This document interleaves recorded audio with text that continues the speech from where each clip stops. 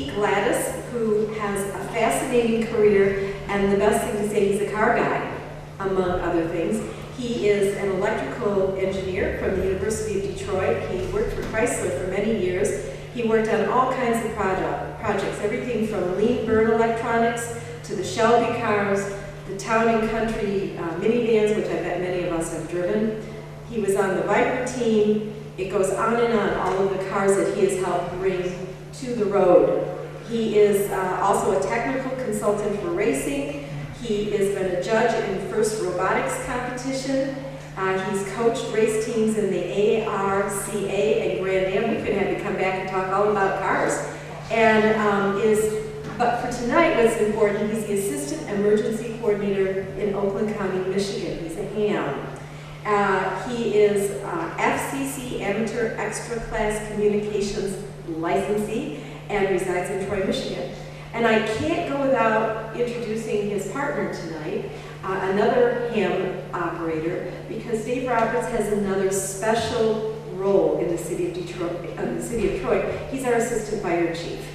And I think it's interesting because a lot, isn't Chief Nelson a ham?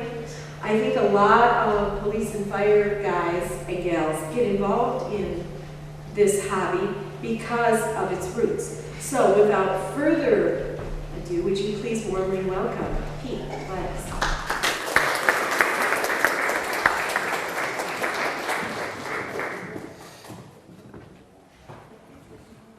Good evening. I also want to introduce Mark Shaw. Dave and Mark and myself are members of what we call the Amateur Radio Public Service Corps out of Oakland County. And actually what's going on right now in the back on one of the radios is a hospital emergency net, which we do once a month. And I'll talk about that a little later. But at 8 o'clock we have a Oakland County emergency net will run. And you're all going to participate in that, and so are we, because we're going to regularly check into the net, which we do on a weekly basis, just to make sure our communication lines are open in case anything really were to happen here in Oakland County. I'm going to give you a quick introduction of what we're going to do tonight. We're going to try to do the first portion rather quickly to give you kind of an introduction to ham radio. We're going to do that with a couple of movies, and I put together a 20-slide little presentation on PowerPoint, which I'm going to walk you through. And then we're going to get on one of the radios and literally check into the emergency net. And if you want to stick around later, we've got a high-frequency radio and antenna put up outside. We can talk to the world on it. Mark talked to the Ukraine earlier this evening off of it, and I was literally trying to get into United Arab Emirates also. So it's a hobby with very minimal amount of equipment, not necessarily antennas that reach to the sky. You can talk to the world, and very, very effectively. Mark and I also do a lot of contests around the world. I'll talk to you a little bit about that as we go through the presentation. But we'll make 4, 5, 6, 1,000 contacts on a weekend around the world, and we might talk to 100 plus countries. So it's something that's very easily done, actually a lot of fun to get involved with, and there's a lot of aspects which we will talk on. So first of all, I'm going to give you kind of an introduction to ham radio, and I'm going to do it through a little movie provided by the American Radio Relay League, and hopefully it'll run.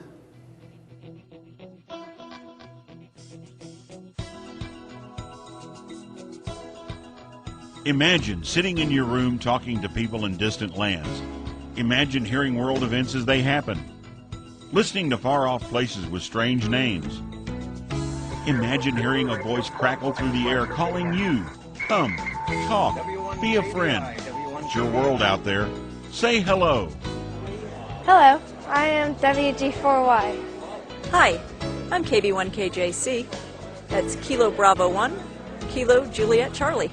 Early attempts at sending voices over the air were unintelligible, but on December 24th, 1906, Reginald Fessenden shocked radio operators all across the North Atlantic who heard his voice coming from their radios, saying hello to them and wishing them Merry Christmas. Fessenden's historic feat caused inquisitive hobbyists to join those experimenting with this new technology called radio. They were and are still called amateur radio operators. We invite you to discover what amateur radio offers in the 21st century. Hello. Jack, W8ISH. Hello. Making friends around the world, talking to another ham via an orbiting satellite, or swapping call signs with hams in over 100 countries in a single weekend. Volunteers save lives as part of their involvement in an emergency response. Talking from Chicago to the Carolinas with a pocket-sized handheld radio. This unique mix of fun, public service, and convenience is amateur radio. Amateur radio operators come from all walks of life. Rock stars, missionaries, astronauts, doctors, students, politicians, truck drivers, and just plain folks. They're all ages, income levels, and nationalities. Amateur radio operators have continued to be in the forefront of developing technologies years in advance of when they're rolled out to the public. FM, television, mobile telephones, and VoIP technologies were all used by amateur radio operators years ahead of the public. Whether the preference is Morse code, voice communication, or computerized messages, amateur radio is where an average person can, using their own gear, talk freely across town or around the world to others. Hello. Hello, I am DL1 BDF Delta Lima 1 Bravo Delta Florida. Basic study materials for passing the FCC test and getting your first license usually cost less than $40. There are also licensed classes held by many local groups for people who want more personal help. If possible, taking part in one of these classes is the best way to go, but there's even an online course you can take if you prefer. Once you have your first license, it usually costs less than $200 to get your first radio and start saying hello. Founded in 1914, the 150,000-member American Radio Relay League is the national association for amateur radio in the USA. Other countries have their own national organizations. The ARRL is a primary source of information about what is going on in the ham radio world. It provides books, news, support, and information for individuals and clubs. For 100 years, the magic of human voice over the radio has brought imaginations to life. It opened a whole new era of human communication. It's your world. Get on the radio and say hello. To learn more, go to www.helloradio.org.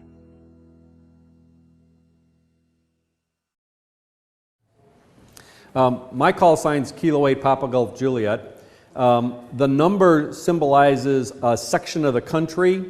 The first two digits represent a portion of the world. The guy that was on the screen that said DL, he was from Germany. And we know that just based on the DL. Where in Germany, we really don't care. Germany's close enough. Whoops, the other one's running. That's wrong. Imagine hearing world events as they happen. Listening to far-off places with strange names. Imagine hearing a voice crackle through the air. Okay, so what is ham radio? It's basically a non-commercial. We don't get paid doing anything we do, even volunteering.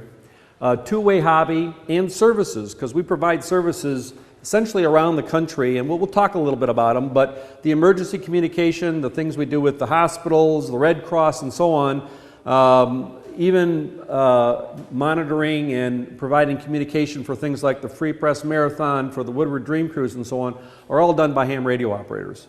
Basically, it's a way of communicating when all else fails, essentially, all right? Power can go down, telephones can go down, we can still talk around the world very easily on 12-volt batteries. Where did ham come from? Well, if you go back in like the literature search, they really don't know. Most likely it came from back in the 80s when railroad operators were called, essentially, new guys were called ham or ham-fisted because of the way they coded continuous wave Morse code, which was probably the earliest generation of what we would call the ham radio on wires back then, but that's probably where the ham generation name came from. Early radio was all used essentially telegraph, CW. We didn't have voice communication back in those days. Voice communication didn't come about till the early 1900s. And yes, CW SOS was used on the Titanic. Quickly, some organizations. American Radio Relay League, part of the movie, is the main body that supports all the legislation, not the licensing, that's the Federal Communications Commission, but all the other organizational moves, be it legislative and so on, in the United States is handled by the American Radio Relay League. Around the world, it's handled by the ITU, the International Telephonic Union, ITU. We're going to talk you through some service organizations, some national clubs, local clubs. What do they do? What do they do different? National service organizations, and I want to make sure I didn't jump. Nope. Okay. Again, Federal Communications provides us the licensing, and they're obviously part of the federal government. Each person that has a amateur radio license has got to pass a test. There are 3 levels of test. The technician is the easiest, and then a general, and then extra, and that's uniformly utilized essentially around the world. All right. Extra class operators are granted basically worldwide privileges, other than a few countries, and those you can probably guess who they are. But we could go to Germany and use our licenses in Germany. That's how universal the licensing is these days. And for those of you, we talked to one gentleman back there that had to take a code test, which I did back in the 60s and 70s. Code is not required any longer with ham radio. Some other organizations, MARS, there's a military-affiliated amateur radio group. They provide communication on the side between families and organizations, both here in the United States and around the world. And it's all done by amateur radio. The Boy Scouts have got an organization basically set up, and it's called Jamboree on the Air, which they have weekends set up around the country where all the scouts get together and play ham radio. It's really kind of interesting to listen to the young kids on the air those weekends. And the hurricane nets, when we get into true hurricane season, there are nets that will run up and down the coasts all around the Caribbean just to support emergency communication when the hurricanes hit and really create a problem. And if we have enough time today, which we're probably not going to, I've actually got a movie on Katrina and how much support that ham radio operators provided that situation. Local service organizations are really coordinated through the individual county's emergency manager, and they're part of Homeland Security. So it literally goes back to a federal organization that we report through when we are working as county people. There's a couple of groups, ARPSC, which is the Amateur Radio Public Service Corps, and ARES is the Amateur Radio Emergency Services, differencing only based on your qualifications and how much training you've had to handle different emergency situations. We provide Skywarn. When the sirens go off, there's a batch of people on the backside watching the skies around the local vicinity. We actually were brought in last night when the severe weather hit, and we ran an emergency net started at 1:30 in the morning. Just in case something were really to happen, we had people scattered around Oakland County and around the local communities that could communicate in case something were really to be needed. The hospital net's actually running on one of the radios in the back, again, monthly. We are part of the siren test that occurs every first Saturday of the month. There are a number of hams that will go out and make sure that each of the sirens is checked at least once a year in each of the communities, and that's all done by ham radio operators on their own time. We do provide communication for the Free Press Marathon. There are people on all the corners. There's emergency vehicles that all have hams in them, and that's their means of communication, because there's lots of places downtown Detroit on the perimeters that you just can't get normal communications. The telephones just aren't 100% active. The hams, we put antennas up on top of the buildings, and communication is very, very possible. And we do also participate in emergency tests within the local communities, and we've got one of those coming up later on this year. Oakland County activities, strictly what we're involved with through Oakland County. We manage a number of repeaters that are positioned around Oakland County and really all the counties. There's a significant amount of training that does occur through the counties to make sure we're all up to speed if certain types of emergencies occur and we're brought in. We have a number of practice events on a yearly basis. There's the ARRR Field Day, there's a Michigan QSO party, where all the hams basically try to score points on a specific weekend, number of hours in a day, versus their competitors in that state or around the world. And there's another event which is done with the National Weather Center in December, where you try to talk to as many of the National Weather Center offices around the country. And there are a fair number of them scattered. I mean, there's 4 major ones in Michigan, just to give you an example. We do handle communications for the Woodward Dream Cruise. I've got a picture of that coming up. Brooksy Way Marathon, a lot of the walks and parades that do occur. We're in the background handling any of the communication that might be necessary, along with a pro rally that's run out of Atlanta, Michigan. Just a few pictures just to give you an idea. This is actually the Emergency Operations Center, and this is the Michigan QSO party, and one of the radio desks that's up at the Oakland County facility up in Pontiac. And we put up our own antennas. Generally, we don't have the big towers available, but we put up portable antennas that we put up outside today. And they can go up pretty quick. I mean, within 10 or 15 minutes, you can get one up and running. AWR Field Day, we ran this one out of the National Weather Center up in White Lake, which provides basically most of the weather for the state of Michigan. Everybody gets together, and again, our goal is to score as many contacts with people around the country and around the world as you can on a specific window of time over a weekend. Woodward Dream Cruise. This picture was actually taken last year, right before I won't call it a tornado, but the huge windstorm came through and knocked down a lot of trees and actually closed down the Woodward Dream Cruise last year. We were in the background literally trying to get people off the streets because we knew it was coming. We were actually provided the same radar that National Weather Center has, and if you want to see it, I've got it on one of the computers in the back.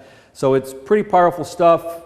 We're kind of a little bit ahead of what's going on as far as the weather and so on, and we provide that help to the organizations.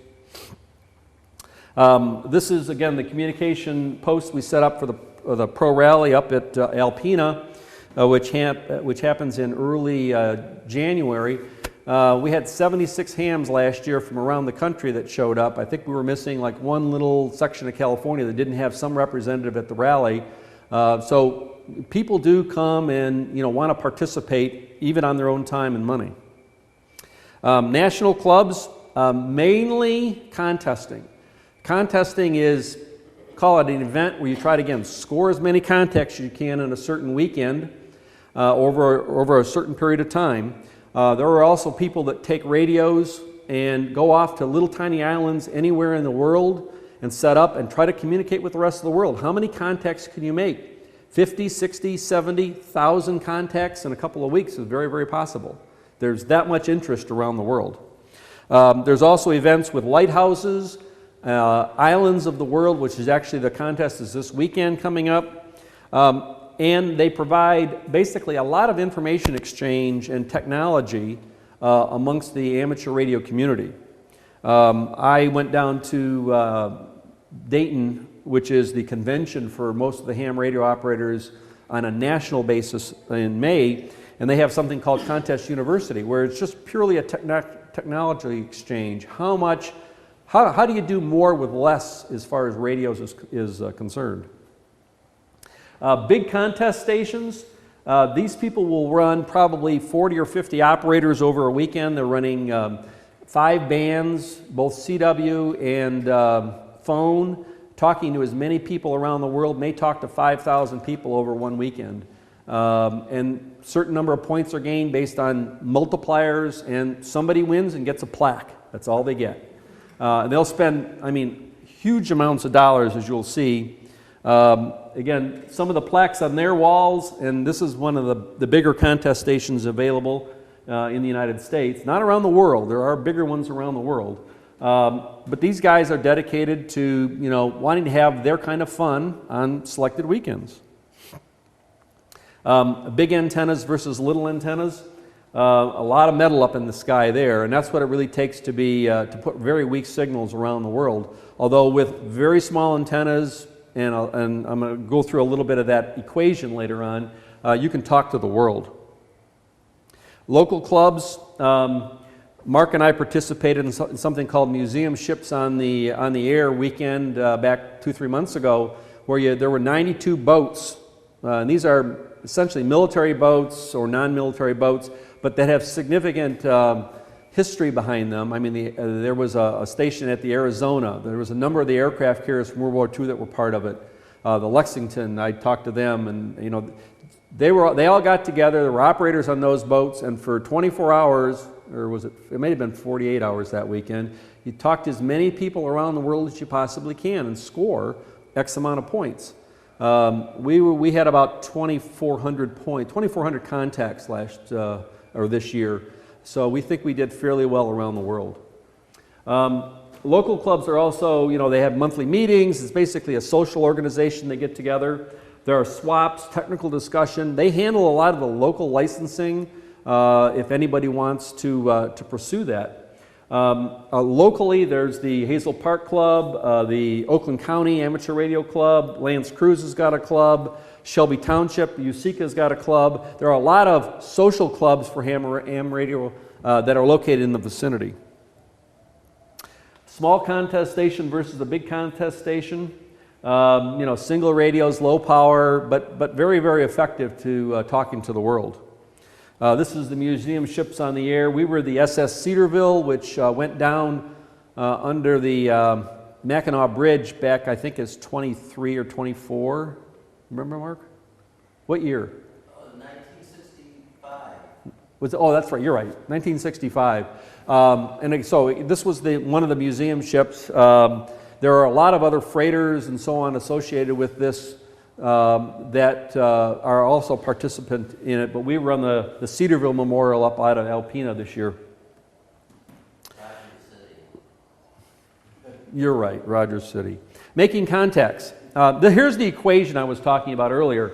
There's a quality of a receiver and transmitter that you try to attain. You can spend lots of money and get somewhat better of a radio, but you really don't need to. There are 3 power levels in all these contests. There's the very little power, as little as 4 or 5 watts of power, 100 watts of power, and then 1,500, which is the maximum limit of power anywhere in the United States, not the world though. Types of transmission. There's code, as the movies talked about. There's phone, and there's digital, basically teletype information that's sent. The size of antenna makes a huge difference, but also the direction, the height, and the polarity of the antenna based on the frequency utilized makes all the difference, and it really changes based on day and night time. The propagation of the atmosphere, which probably most of us were never really aware of, really comes into play hugely. As the sun goes up and down, the frequencies and the bandwidths change around the world. Some places you couldn't talk to are very, very loud. It's very interesting. The time of day is completely based on the sun comes into play, and also the season. The propagation shifts and changes. Your location is hugely effective by potentially the amount of response you get around the world. Someone that is near the ocean gets a huge improvement because of salt water. Salt water is a great conductor of RF energy. And luck comes into play. You being on the same frequency that somebody you want to talk to. QSL cards, and Mark brought a big collection of his. These are basically cards that are shared amongst the hams from around the world as basically a confirmation that we talked. And there are plaques and so on, depending on how many hundreds of cards you've got in different categories set up by ARRL and some of the other organizations. Again, how to get started. There's 3 licenses, no code. They're very, very simple. They're really, they start off being basic electronics, some radio operation and safety. We don't want you to get hurt if you want to play with it. And almost anyone as early as 5- and 6-year-old kids will get licenses these days and are very, very effective and enjoy it.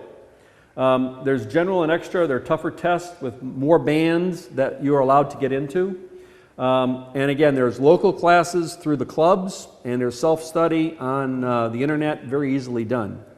Now, if we can go quickly, I want to show you one more video. Let's get the DIY video to come up, and then we're going to get on the emergency net and kind of show you what we do on a weekly or even a daily basis, depending on if the conditions are prone to, like the emergency net for Skywarn last night.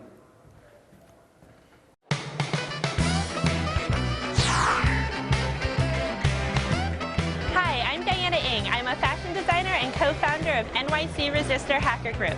I'm also a ham radio operator call sign KC2 UHB. I'm at the Dayton Convention right now and would like to share a little bit of my hobby with you. Something that we're doing with Stanford University. Okay. The Dayton Convention in Dayton, Ohio is an annual event that's a maker's heaven for amateur radio operators, or hams as we're called. You come up here and look at the meter, and they don't sound the same. Why? There are 3 days of exhibits, demonstrations, forums, dealers, and sellers inside, and outside is one of the world's largest flea markets. Hams were the original makers and hackers, using new, used, and scavenged parts to make transmitters, receivers, and antennas capable of communicating with other hams anywhere on Earth and beyond. They even contact astronaut hams on the International Space Station. In fact, most astronauts are hams, licensed by their own countries. November 0, Kilo Golf Mike. We've got you loud and clear aboard the International Space Station. Welcome aboard. Okay, Colonel, very good. Nice to make a contact with you again. And hey, just a question. I saw your Twitter profile picture. Is that Everest Base Camp ahead? Yeah, it sure is. It's Mount Everest, and I was there. That was taken at base camp. Have you been there? Oh yeah, we've been to base camp a couple of times. And in this hobby, communicating is the key word. And when computers came along, they fit right into the ham's wide world. Using their technical skills and imagination, hams put together advanced communication networks connected by radio waves instead of wires. By powering up this radio, it becomes part of the mesh. The network discovers it, utilizes it, and then this radio in turn repeats services out to the parking lot and to other services that are exterior to the building. The ham radio bands are the last place in the radio spectrum where individuals can make or modify their own wireless equipment, try ideas out, and see what happens. This group from Austin, Texas is experimenting with wireless mesh networks that can grow and adapt with plug-and-play flexibility. What I did was I took the OLSR daemon software, compiled it on this little bad guy, and got it part of the mesh. This'll mesh with the other node. A mesh unit is nothing more than a wireless router, modified by ham radio operators with new software and bigger antennas. Turn a mesh unit on, and it automatically connects to become part of an extended network that can relay any kind of data. Mesh networks are so smart that if one node fails or goes offline, the message will still get delivered. And then you have 1K resistors, which are brown, black, and red. Making things is one of the joys of being a ham radio operator. This group at the Escondido, California Radio Club is building radio direction finders used to locate hidden transmitters as a sport or to find lost victims in emergencies. Your antenna will be the last thing that we assemble, and that will go to the outside screw terminals. And it's the difference between the signal going to each antenna is how we find out which way the signal is coming from. The club is one of over 7,000 active ham radio clubs in the U.S. Many ham radio clubs are affiliated with ARRL, the National Association for Amateur Radio. Radio clubs are the in-person aspect of the hobby. Hold it up high so that your body doesn't affect it. They're similar to hacker groups, but with a communications attitude. It's in there, I just can't see.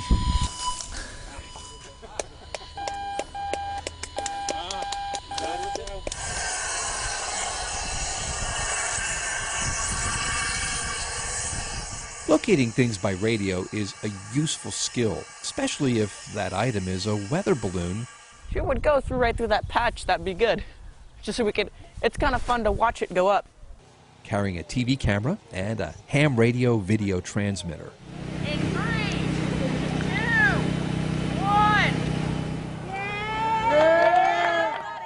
1. After the launch, the balloon's tracked by eye, and then with a homebrew APRS, automatic position reporting system using GPS satellite data. It's an imaginative combining of technologies. This guy puts out 2 watts of power, and it has band modules, so you can easily change from band to band, has a dummy load and power meter circuitry, and that's for a guy who wants to have more power. Like the challenge of catching a big fish with lightweight tackle, Some hams enjoy making and using low-power equipment to catch the big one. This annual meeting of hams in Fairborn, Ohio is called 4 Days in May. It's for hams interested in communicating using extremely low power. Is that actually on the air? Yeah, it is. Right here. Just these few little wires. Low-power communication is an art, a science, and some magic thrown in all at the same time. On the receiving end, low power usually means weak signals, and the challenge is pulling weak signals out of the background noise. A leader in weak signal detection is Nobel Prize winner Joe Taylor, K1JT. The basic objective was to make it possible to make meteor scatter contacts, two-way contacts, reflecting signals off the trails of meteors, and possibly also by moon bounce, at the very lowest possible signal levels. I mean, it was well known that you could do these things with high power and big antennas, but I wanted to be able to do it with moderately high power or even low power, and antennas that you could put up in a neighborhood, not necessarily a huge Texas array of 32 Yagis or something like that. Because of my own background in science and physics, I do the number crunching in the language I know best, which is Fortran. That makes some people laugh, but it's an ancient but honorable language, I assure you. Joe's programs are enjoyed by hams worldwide and distributed free via the internet. 4 Days in May is held concurrently with the Dayton Hamvention. At the Hamvention, everybody's looking around for friends they only know from over-the-air contacts, and often they find them. Hey, Doug. Hi, Rob Kins, N0KGM. Hey, good to meet you, Very Rob. good. Good to see you here on planet Earth. Absolutely. Thanks for all those great contacts up on the space station. We made at least 15 or 20 between us, and I really appreciate that. And you did a lot, actually, for getting amateur radio back on the space station, and that's great that you helped us out with that. Thank you, Rob. It was an amazing experience. I'm kind of new to this community. Yeah. And had a lot of fun with the ham radio on board the International Space Station. Inside or out, there's something of interest for every DIY builder, maker, hacker, or ham. Ham radio is a DIY paradise. Hi again, it's me, Diana. I hope you enjoyed this quick tour through the world of amateur radio. We share this world with close to 2 million people around the globe. And I hope one day to meet you on the air. Come and join us on the air. Surf the skies and find new friends. Let the world unfurl before you. You'll be the one who sets the trend. 'Cause you're not like those poor old wage slaves. Change your life and start anew. Come and join us on the airwaves. You'll feel free and you'll be happy too. Okay, I'd like to ask you to step around the radios. Dave, why don't you get into the net, and we'll all check in. If any of you would like to check in, you're certainly more than welcome to. And George, is that your name?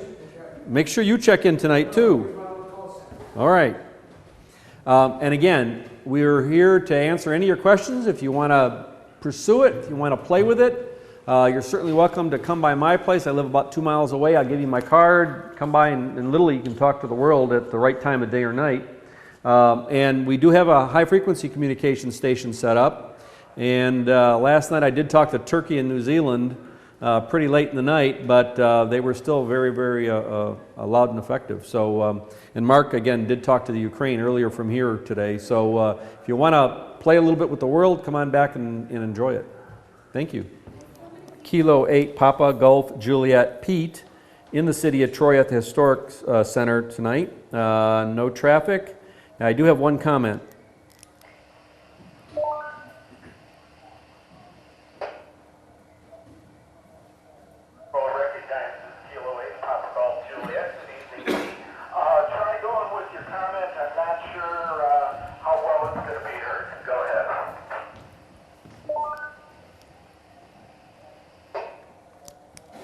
I'd like to remind you all that we have the Woodward Dream Cruise coming up, and any of you that are still interested in helping this year, send me an email at Kilo 8 Papa Golf Juliet at awrl.net, and we'll get you on the work list. That's all tonight, Jim. Back to you. Kilo 8 Papa Golf Juliet.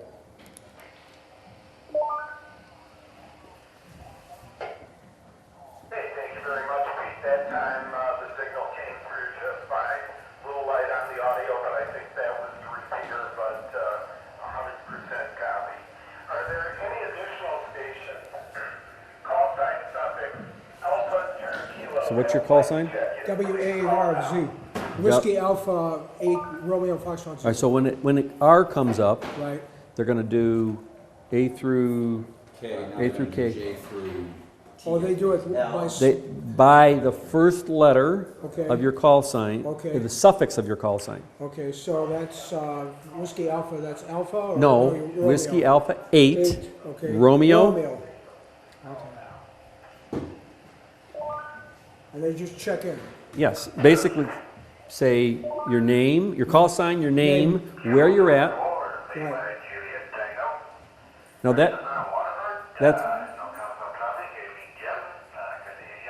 that's Chris. He's actually blind, but his one form of communication is ham radio. Kilo Delta 8, Romeo What's Delta the key? Golf, What's David the tone Troy, key? also at It's all programmed in. No comments.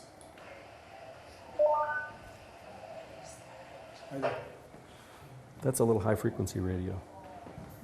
Well, that's a key for Morse code.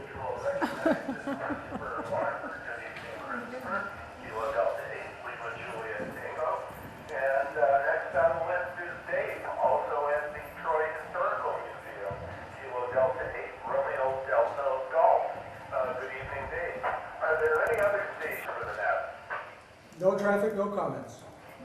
So it's the first time since about 67 that I did that. Riding a bicycle. It really is. It's not that big of a deal.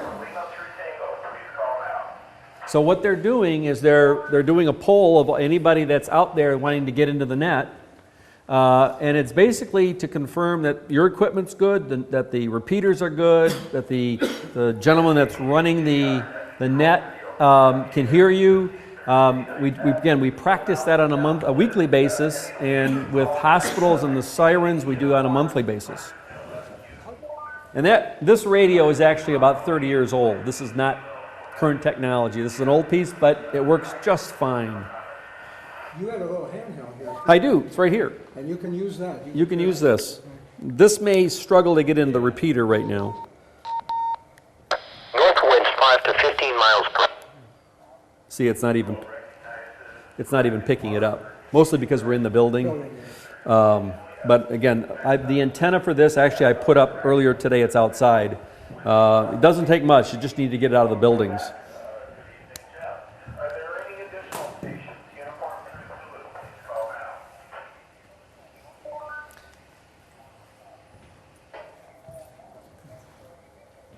You can communicate with the rest of the world with the internet. What are the advantages and disadvantages between the two different? Well, if the internet were to go down, you can't talk to them. Right. All right, so there's a division between emergency communication between powered devices and non-powered devices. Anything that be purely battery powered, car batteries, whatever batteries, we can literally talk around the world. If everything else were to go down, we still have the availability of going pure radio. And that's certainly a huge advantage. You go to Haiti with all the hurricane damage they had. They don't have any internet running today, all right? It's basically ham radio. I did talk to a Haitian a couple of weeks ago, all right? They're still struggling. You look at people that have had any kind of natural disasters, the hams are the first guys that are talking out and communicating out both emergency stuff, that someone is alive and well. They can't get out. That is the path to communication. And the nets, these type of emergency nets, will go on for days and weeks. There's groups of hams that will actually fly into a location and sit up for a week or 2 weeks, fly back home, another batch comes in. Okay, and they bring their equipment. They bring their own equipment. Because it's not really that long. Actually, well, my emergency kit to go around the world with is sitting in the corner here. This little radio on the right-hand side, which can do both the 2-meter and high-frequency stuff. It's all in one little box, weighs 7 pounds. Okay, and usually you can get your antenna someplace A piece of wire is all you need for an antenna, worst case. Again, you can see what I've thrown up in the tree out there. It's very minimal. When you're using letters, you know, that the whiskey brown Yep. tango, Yep. so is that universal between the military and There is a suggestion you use the military, but some of the military letters, as they're talked, are not strong enough in your voice or your voice, so we change. I'll do Kilo 8 Papa Golf Juliet. Some people can't hear the Golf or the Juliet, so I'll say Papa Germany, Japan. The G's just kind of like bounce out at you, and they're much more effective. It really depends on your receiver, your ears, the amount of noise that's going on around you. There's a lot of things that come into play there. So they're not absolutely military, but that's the starting point. I worked in a restaurant and I used to have to call in orders, and I would use Sierra Sure. Yep. to distinguish what I was trying to order. Yep. You know, it may sound silly, but It does get through, absolutely. Yep. Sierra was the one I always had trouble with. S's? Sierra, yeah. 'Cause Yep. they don't think of Sierra as, it sounds like a C to them. Yeah, but it's an S, and everybody that knows it knows it's an S. But they have to know it first, yes. You get used to it very, very quickly. When I was a kid, I remember we had a shortwave receiver. It Yep. was huge. Yep. Now, where would you go and buy just a shortwave receiver? There are actually a lot of places to do that. If you're interested, give me your email or something, and I'll send you a bunch of places. And they've got them online. Great. No problem. In fact, anybody want my card? I've got a complete, one of the pictures up there was my contest station, and it's here in Troy. It's not very far away. You are welcome to come by, and we can play radio some afternoon, some evening. If anybody wants a card. Anybody want? Anybody? And, you know, if you want any other information on ham radio, just give me a holler, give me an email, whatever, and I'll send you an email. no problem. Can I send you an email for the repeater information? Sure, I'll send it back to you. I've got all that loaded up. I'll just mention that I was here. Oh yes, not a problem. Okay. I chatted with a guy a couple nights ago that was out in the Atlantic Ocean. He was sailing into Boston, and he knew he was kind of in trouble because of weather. And we were chatting, and we were literally talking about antennas, and he sent me an email after we got in. He says, that was a good discussion we had, but it was a real rough ride coming back in. And, you know, again, they're people on the space station. They talked about meteor scatter. We're actually bouncing signals off meteors, off the moon. It's a very fine little art, but certain groups of the hams really, really enjoy it. People that abuse that are the people that are out on the lakes mostly. You know, I sailed Lake St. Clair for 25 years, and we would check marine radio a lot. Now yep, you'd but get that isn't radio. ham radio. No, I know. They're separated and different. That's marine radio. Yep. That's all. But To be honest with you, the hams self-police the frequencies quite well. There are organizations within ARRL that are out monitoring the frequencies and looking for abusers, and the FCC will send out people with radio direction finders to find them and literally hit them with fines, and they're pretty huge fines. The self-policing is, from what my recollection is, pretty, I mean, it's not out to get you, it's kind of a general. I had a cousin that was just a tiny bit off band at 80 meters. Yep. He just got a nice little, somebody just contacted him and said, you're a little bit off. Yep. And he adjusted, and that was it. That was back when it was crystal So control, before we had all this. there is, it's fairly well policed, and people know to stay inside the bands, not get outside of them, and it's fairly well protected from that perspective. I wasn't comparing marine radio. No. I remember every now and then the Coast Guard would come on and really clamp down on people. Yep. Yep. So when do you see the most traffic? I assume when you have one of these weekends where you're trying to contact the most people. Yes, everyone kind of gets those are huge. I mean, I did a contest a couple of weeks ago, and I talked to 303 people. That was a small contest. That was called the International Amateur Radio Unions, and all the unions from the different country were the target people you wanted to talk to. Right, sure. And I talked to 125 of those, all right? But, you know, there's 2 or 3 in the United States and so on. So it isn't like I got 125 countries, because I didn't. So those are big, but the major contest, that's a small contest. The major contest, the biggest stations will get 6,000, 7,000 contacts over a weekend. And that equates to upwards of 30 million points. And they're after points. Oh, I see, yeah. There's a multiplier that comes into play. It's fairly entertaining and but very, very, you know, challenging to stay up for 48 straight hours and run the radio. Oh, yeah. So you have to find the right band that No. other people are on? No, there's a lot. If you want to see propagation, and you want to step over this way, what I've actually got running here in background is something called spots, where amateur radio operators around the world will actually tell where other amateur radios are, and then you can talk to them. All right. So down here on the bottom, if you look very carefully, I'll move this screen up. So and I can't even see that because I need my glasses. So the first, Guadeloupe, England, Belize, Serbia, Morocco, Spain, Belize, Morocco, Greece, Jordan, England are all sitting out there on one particular band right now that we could literally talk to if we tuned into them. All right. May we not get we won't talk to a lot of them because propagation may not be exactly right to that portion of the world. The antenna's not right, the amount of power is not right. It's that big equation I was talking through.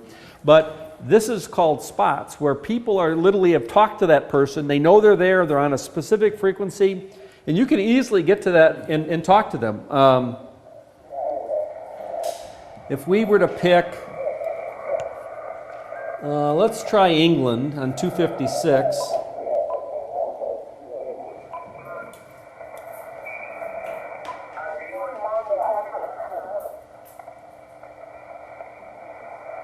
And we're not going to find him.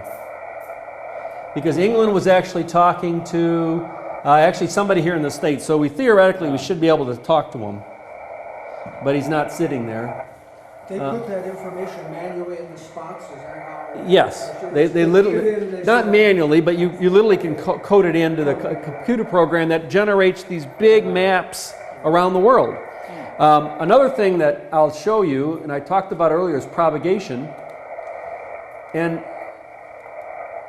that tells us where on which bands we might be able to hear somebody, because the propagation is constantly changing from band to band because the sunspots, because of the sun angles and so on are going up and down.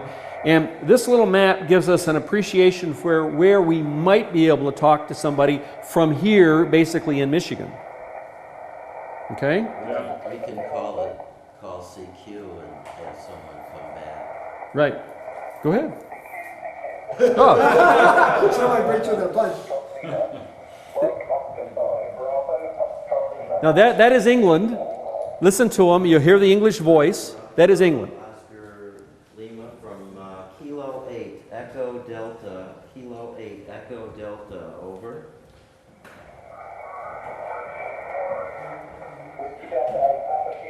Somebody else got it. Go ahead. Yes, ma'am. No. English is the universal language. Absolutely. Everybody speaks English anywhere in the world. I know a lot of people. No, it is the universal language of ham radio. Now, do Spanish people speak to Spanish people? Absolutely. There's a couple of Spanish nets. You know where they are. You stay away from them. All right, and the Germans talk to the Germans in German. But when we're in contest, everybody speaks English. They told her when her daughter went to Japan, Oh, you have no problem. Nope. So many of them can speak English. Perfect. She said, that was a lie. She said, and they stayed in some very nice hotels. She said they couldn't speak good English. That may be So I'm true. wondering- Everybody on ham radio speaks perfect English. Well, maybe not perfect, but very easily understandable English. I'm just telling you, it's a universal language, so it's not a problem communicating. Have you ever gotten into somebody who is behind bars, is being held? You know, I always see these things during World War II, and you know they bring the radio out and they have an underground system going. So No. there's nobody in the Congo. Oh, no. Yeah, there. if you want to speak about, you've worked a couple of Iraq and Iran stations recently. You know, there's a number of places in Africa. There's actually a Morocco, not a contest, but a special event going on. I think you've got like 10 contacts. I've got like 5 into Morocco. But there are spots that are like Somalia was a big, you know, really behind the 8 ball type of a country. Mark and I both talked to them when they had a special event, the expedition, where a bunch of hams went into Somalia, set up for a couple of weeks in a hotel, and talked to the world. So yes, we have. And you got out. They got out and we talked to them. And they got out of Somalia without a problem. A lot of countries believe that the amateur radios bring so much positive feelings. They bring a small bunch in, but they talk to the world. Now the world wants to come back to their little countries, that the governments allow it to occur, even though it's in a country that, you know, like Afghanistan, Iraq, Iran. You'd be surprised. Every once in a while they pop up on the radio. And it might be surprising, but it does happen. Like in Iran, they have to be careful not to be traced back. That may be true, but you know, we don't talk about that. Well, no, that's true. And if you went on and off the grid fairly quickly, they'll never find you. they'll never find you. Okay. Yep. Okay. How long did you stay on the grid before? Oh, we don't care. Here in the United States, we can go. No, Well, I don't know. That's up to them. Somalia, the government asked these hams to come in and set up for 2 weeks. So they were there for 2 weeks, not a problem. Everybody, in fact, we saw the results of it, and everybody thought it was a great expedition because it was a positive influence on the rest of the world, not a negative influence that you normally might see on Somalia. And that happens a lot of times in these, call it, you know, third world countries. Those are the rare ones that hams want to talk to, because other than that, you'll never get the opportunity to. This is your email address? It is. How do you set up your call signs? We don't. The FCC does. But on top of that, there is something called a vanity license plate, where you can pick your own numbers if they're available out of this big box of numbers, but it's got to be available. And not only available, but unused for a minimum of 2 years. So if somebody were to die and he's got a very interesting call sign, somebody else can have it after 2 years. What is your call sign?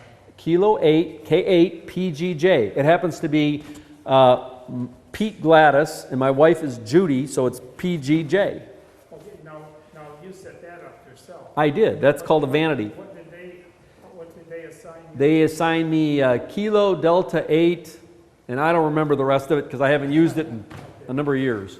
Okay, I was curious. Yep. No, what you try to get to for contesting is the simplest, the shortest, and the most phonetically understandable group of letters and numbers that you possibly can. Okay? So 4-letter numbers, marks, Echo Delta. I should be Ed instead of Mark. Right. But it's very simple, it's very short, and for contests, you want as short as possible. It's one less letter you got to send every time you send it. You can have that. So to answer your question, there's rhyme behind reason for it. Again, I've got a bunch of my cards. If anybody's interested, and yes, they have car pictures on them. Anybody want one?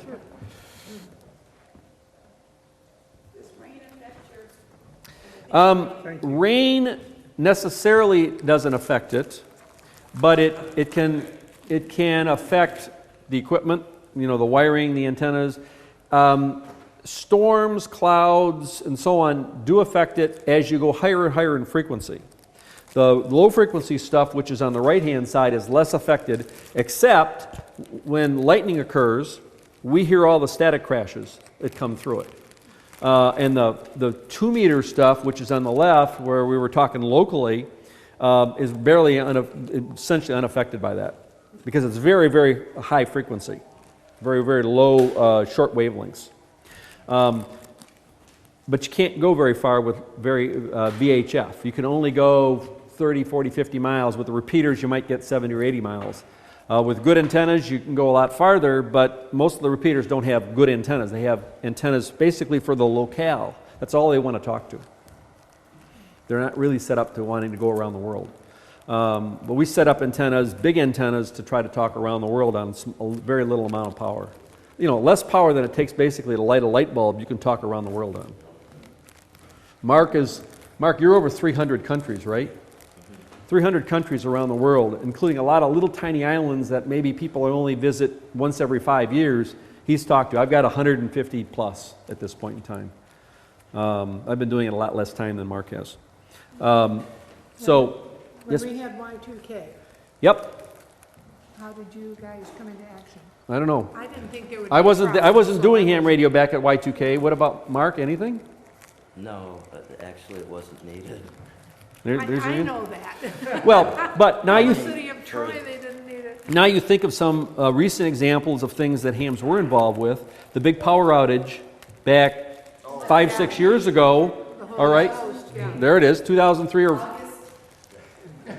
Okay. About August 15th, 2003. Well, we were going to move these two buildings, and the power grid went down. Right. On Friday, we moved these buildings the following Wednesday. So the power goes down, the internet goes down, the cell towers go down. What have you got to? What have you got to communicate with? Well, we can run off car batteries forever, literally. So there's a lot of, at that point, call. When the hurricanes hit, the fires, actually I was out in Colorado a few weeks ago and the big fires were out there. The hams the bands were crackling with hams, basically providing emergency communication around the mountains. It doesn't exist. You can't talk with cell phones across the mountains, and there's a lot of dead spots out there. Ham radio is just not an issue. Not for real.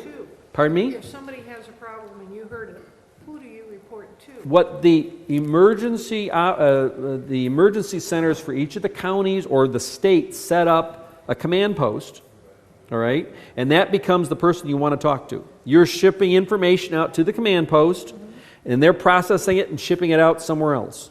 Okay, so you would send it to somebody at Oakland County? Yes. Oakland County. You have a system set up and they would tell you who to call and... Yeah, Mark actually is part of what's called what's the net called? It's the National Traffic System. Okay, and it happens at 10:15. We're not going to be around till 10:15, but it happens at 10:15 every night, and they're moving traffic.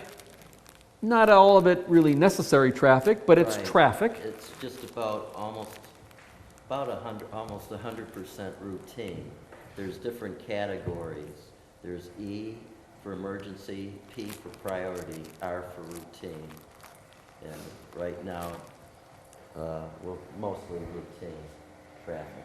Because we don't have an emergency. Exactly. But if you did have an emergency, it would all move up to E and you'd be ready to go. There are specific frequencies on specific bands set up.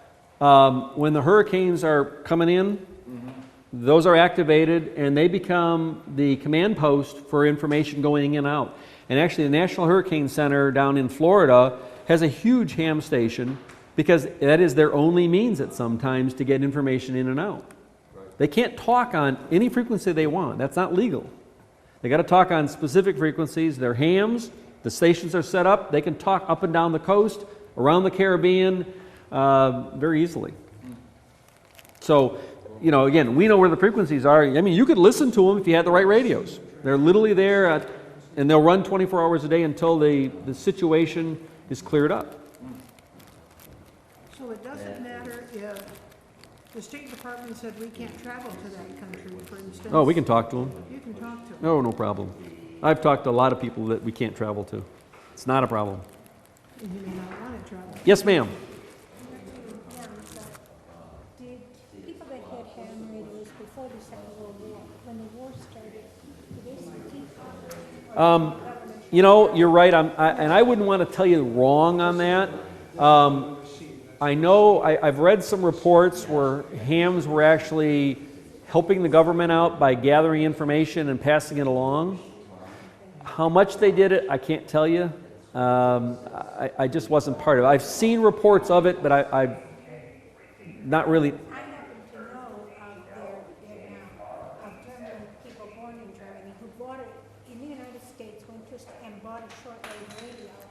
But that's listening. They must have had to give their name in it because it was only a matter of 2 weeks that they had it, and the FBI knocked on the door and said, we're taking it back. Even though they were American citizens by Yep. that time of this country, but they had relatives and generally very close relatives, you know. Yep. So I wondered if they had shut them down. I wasn't part of it back then. Some of them, that's what I said. I'm too young. Can't say that often anymore. Worked with the government, maybe the committee. Yep. To continue on, other ones were shut down. Yep. Any other questions? Pete, I want to thank you and Dave for coming tonight. And Mark. And I want to tell you something else about Mark, that his other side. You've heard me talk many times about our Civil War days. Mark is our telegrapher. He does Morse code faster than kids can text. So he's a real member of the Hold on. family. Go find So I somebody. want to thank